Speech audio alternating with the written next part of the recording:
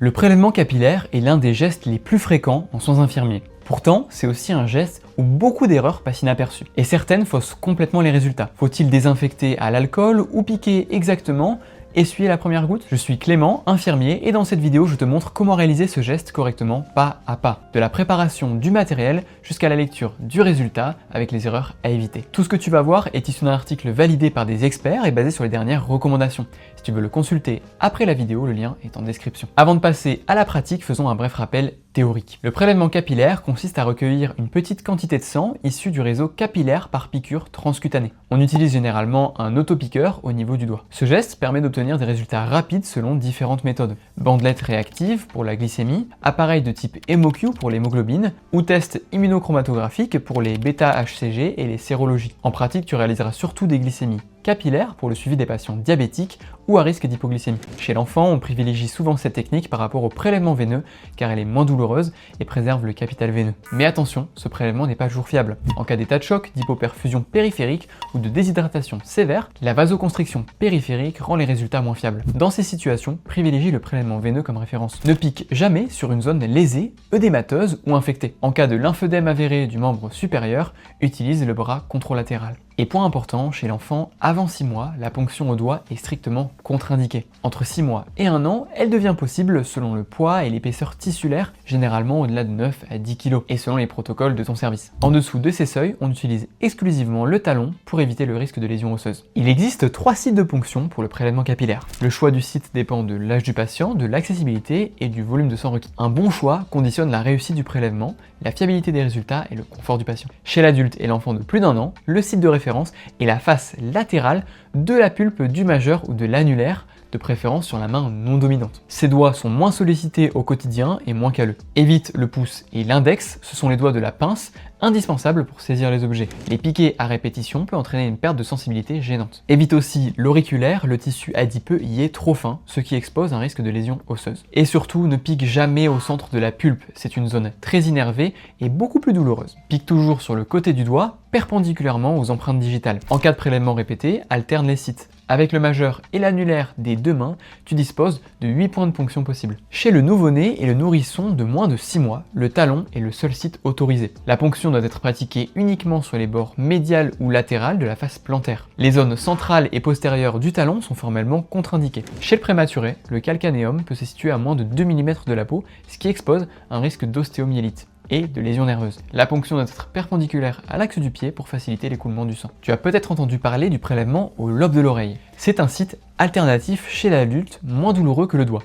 Mais attention, il ne fait pas consensus. Il est moins vascularisé, ce qui rend l'obtention d'une goutte suffisante plus difficile, et surtout, la fiabilité diminue en cas d'hypoglycémie. Et c'est exactement à ce moment que tu as besoin d'un résultat fiable. En pratique, réserve-le aux situations où la pulpe digitale est vraiment indisponible, et retiens qu'il est déconseillé chez l'enfant et proscrit chez le nouveau-né. Maintenant que tu connais les bases, passons à la pratique. Avant de débuter, vérifie attentivement la prescription médicale selon le soin à réaliser. Le prélèvement capillaire est un acte infirmier réalisé sur prescription médicale, sauf pour la glycémie capillaire, qui peut relever du rôle propre infirmier dans le cadre de la surveillance. À noter, chaque établissement peut avoir ses propres protocoles, donc pense toujours à te référer à ceux de ton service. Ensuite, prépare le matériel sur un plateau propre et désinfecté, vérifie l'intégrité ainsi que la date de péremption de chaque dispositif. Commence toujours par une friction hydroalcoolique des mains en respectant chaque étape pendant au moins 30 secondes. Pour alléger la vidéo, je ne le répéterai pas à chaque fois, mais retiens que c'est indispensable. Le matériel varie selon le type d'analyse prescrite. Pour une glycémie capillaire, tu auras besoin d'un lecteur de glycémie et de bandelettes réactives compatibles. Pour mesurer l'hémoglobine, tu auras besoin d'un appareil de type HemoQ avec ses micro-cuvettes. Et pour les β-HCG et les sérologies, ce sont des cassettes de test immunochromatographiques. Dans tous les cas, tu auras besoin d'un autopiqueur à usage unique avec profondeur adaptée, de compresses de solution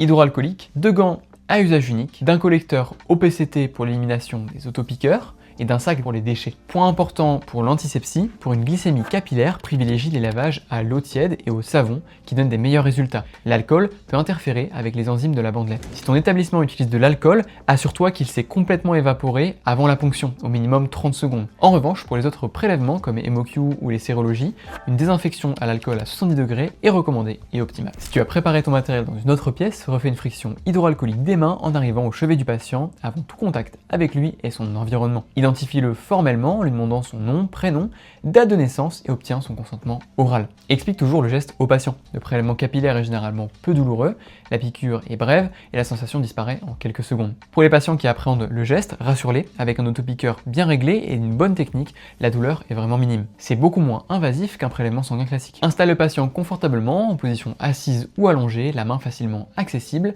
et à ta hauteur pour garantir ton ergonomie. Dans cette vidéo, on va se concentrer sur la glycémie capillaire au niveau de la pulpe du doigt. C'est de loin le prélèvement le plus fréquent en pratique, mais sache que la technique de ponction reste identique pour les autres sites. Tu vas maintenant préparer ton prélèvement. Commence par une friction hydroalcoolique. Ouvre un paquet de compresses stériles que tu gardes sèches, sors la bandelette de son emballage et insère-la dans le lecteur. Vérifie qu'il est allumé et prêt à recevoir l'échantillon. Point important, à chaque nouveau lot de bandelettes, pense à calibrer ton lecteur avec la bandelette test fournie dans la boîte. Un mauvais calibrage peut complètement fausser le résultat. Et si ton lecteur accepte aussi les bandelettes de cétonémie, vérifie que tu utilises le bon type avant le prélèvement. Prépare l'autopiqueur en l'amorçant. Notre autopiqueur n'est pas réglable, mais si le tien l'est, commence par une profondeur faible et augmente seulement si la goutte est insuffisante. Chez l'adulte standard, la profondeur recommandée est de 2,4 mm. La plupart des lancettes sont calibrées à 2,2 mm car la pression sur la peau ajoute quelques dixièmes de millimètre. Réalise une nouvelle friction hydroalcoolique puis enfile une paire de gants non stériles. Demande au patient de se laver les mains à l'eau tiède et au savon, puis de bien les sécher. L'eau tiède permet de réchauffer les doigts et de favoriser la circulation sanguine. Si le patient ne peut pas se laver les mains, tu peux utiliser une compresse humide tiède. Attention, n'utilise pas de solution hydroalcoolique ni d'antiseptique sur la zone de ponction pour une glycémie capillaire. Ces produits, s'ils ne sont pas complètement secs, interfèrent avec la mesure et faussent le résultat. C'est une erreur très fréquente. Si les doigts du patient sont froids, réchauffe-les pendant 3 à 5 minutes avec un linge humide tiède. Cela dilate les capillaires et facilite l'obtention d'une goutte suffisante. Choisis le site de ponction sur la face latérale du majeur ou de l'annulaire, de préférence sur la main non dominante. Masse légèrement le doigt 5 à 6 fois de la base vers l'extrémité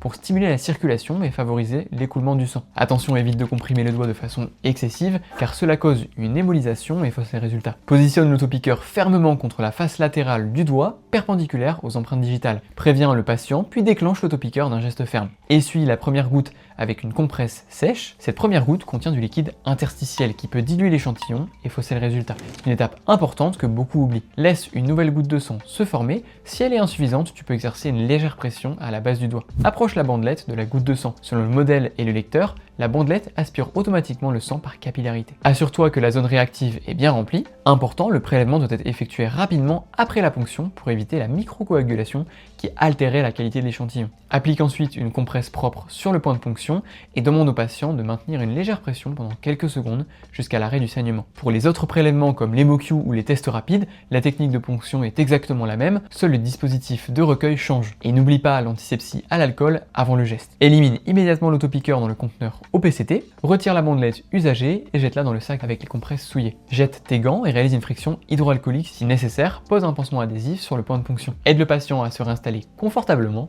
n'oublie pas de désinfecter le plan de travail. Il ne te reste plus qu'à valider ton soin et réaliser une transmission ciblée dans le dossier du patient. Pour tout savoir sur les transmissions infirmières, je te conseille notre vidéo sur le sujet, le lien est en description. Bravo, tu maîtrises maintenant toutes les étapes pour réaliser un prélèvement capillaire en toute sécurité et obtenir des résultats fiables. Si tu es étudiant infirmier et que cette vidéo t'a aidé à y voir plus clair, imagine tout ce que tu pourras apprendre avec notre plateforme. Tu retrouves l'intégralité des cours des 3 ans d'IFSI avec des quiz interactifs et des résumés audio accessibles à tout moment. Tu peux tester gratuitement la plateforme dès maintenant via le lien dans la description. Un grand merci au centre de simulation de l'hôpital Foch pour son accueil et pour nous avoir permis de tourner cette vidéo pédagogique dans ses locaux. Et pour soutenir la chaîne et ne rien manquer des prochaines vidéos, like cette vidéo, abonne-toi et active la cloche pour recevoir de nouveautés chaque semaine. Bon courage dans ta formation et à très vite sur Réussis ton IFSI.